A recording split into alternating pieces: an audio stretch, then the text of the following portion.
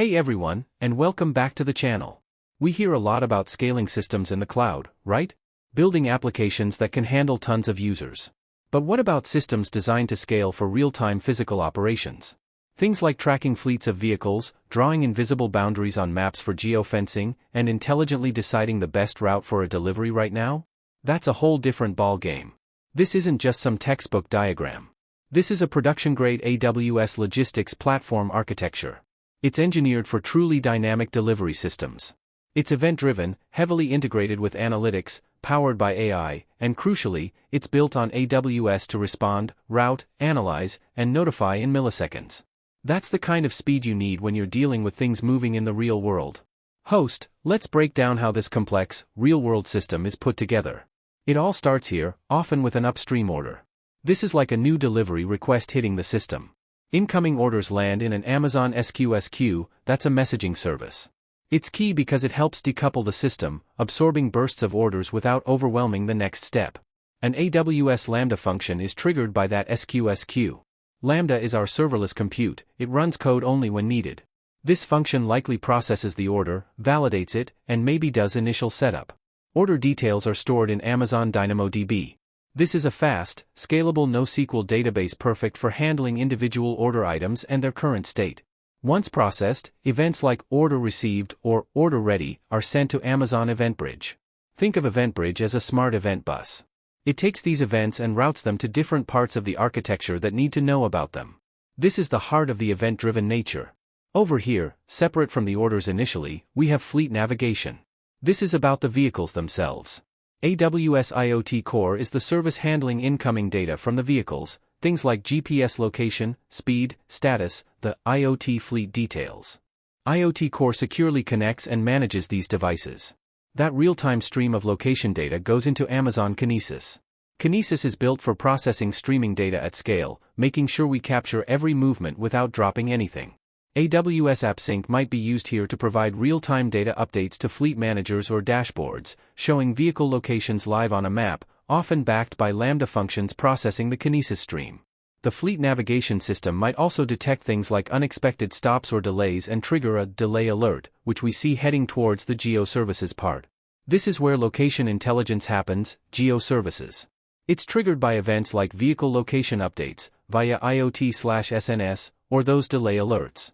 We have Lambda functions here interacting with databases like Amazon DocumentDB, maybe storing geofence boundaries or complex location data, and Amazon DynamoDB, perhaps for tracking vehicle status within zones.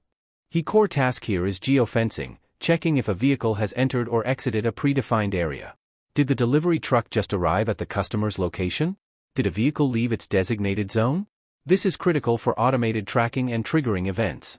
An analyzer, Lambda, might process these geofence events, write them to a DynamoDB stream, and potentially trigger notifications via Amazon SNS, simple notification service, like sending an SMS alert or pushing a mobile notification. Back potentially earlier in the flow, or triggered by a need for rerouting, is the routing component. This might run on AWS Fargate, a way to run containers without managing servers, powering the heavy computation needed for route optimization.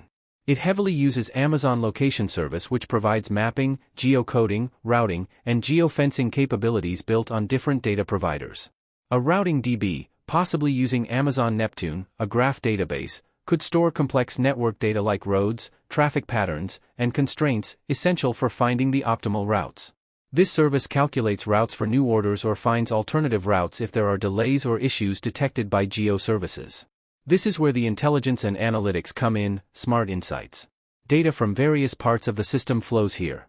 Services like AWS Glue Crawler and AWS Glue prepare data for analytics. Amazon Athena allows querying data directly in storage using standard SQL, and Amazon QuickSight provides business intelligence dashboards for visualizing fleet performance, delivery times, bottlenecks, etc. But it goes deeper. Amazon SageMaker is here for building, training, and deploying AI or ML models. These models could power predictive analytics, e.g., predicting delays, optimize delivery windows, or improve routing algorithms. This intelligence is then potentially exposed via a Lambda Smarts API for other parts of the system or business users to consume. All this real-time event data is incredibly valuable for future analysis and compliance. Highlight Lambda Archive, S3, Lake Formation. A Lambda function might periodically pull data from operational databases or streams and archive it to Amazon S3, Amazon Scalable Object Storage, which is incredibly cheap for large amounts of data. AWS Lake Formation can be used on top of S3 to build a secure data lake, making it easier to manage and analyze this vast historical data store. Finally, how does the system communicate? Through notifications. Lambda functions trigger these notifications, potentially using SQS again for reliable delivery of notification messages. These notifications and generated reports go out to various users. End users get updates on their delivery. Your package is 5 minutes away. Fleet navigators get updates on vehicle status. Business users get high-level reports like delivery reports and failure reports, and potentially access to driver profiles or performance data. So, as you can see, building a production-grade real-time logistics platform involves orchestrating a complex dance between many specialized services. It's not just about scaling servers, it's about handling real-time events, processing streams of location data, running complex routing and geofencing logic, and feeding it all into analytics and AI for continuous improvement. This AWS architecture shows how you can combine services like SQS, Lambda, DynamoDB, EventBridge, IoT Core, Kinesis, Location Service, Fargate, SageMaker, and others to build a truly responsive and intelligent system for dynamic, real-world operations. What do you think of this architecture? Let me know in the comments below. Have you built systems like this? If you found this breakdown helpful, please hit that like button. And don't forget to subscribe for more deep dives into cloud architecture and real-world technical systems. Thanks for watching, and I'll see you in the next video.